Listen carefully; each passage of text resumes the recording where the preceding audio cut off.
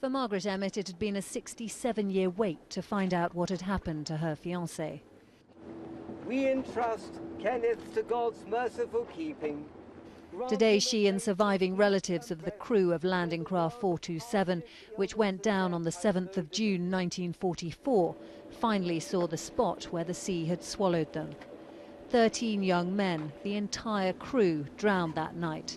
Among them, able seaman Eric Field, just 19 and from Scarborough, 20-year-old able seaman David Spillane, and Kenneth Sumner, who was 22 and due to be married to Margaret.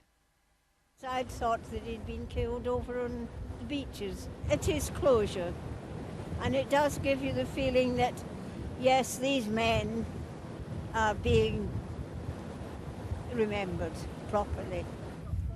It was only this summer that divers were able to investigate the wreck 30 metres below us and establish that it was landing craft 427. It had been sunk in a collision with a British battleship just 4 miles from home.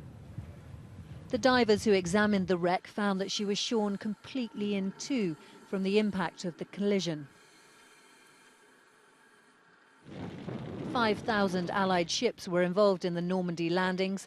Kenneth Sumner and his comrades had completed their mission, but never made it home. Incredibly, landing craft veteran Paul Butler was travelling on an adjacent convoy that night and tried to warn the other boats of the approaching danger. It has haunted me over the years for the fear of that I could have done more, but didn't. That's what haunted me. And I just wondered that it was quite miraculous the way that it's now come to light.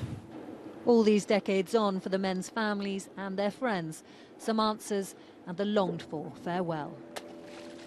Romilly Weeks, ITV News, The Solent.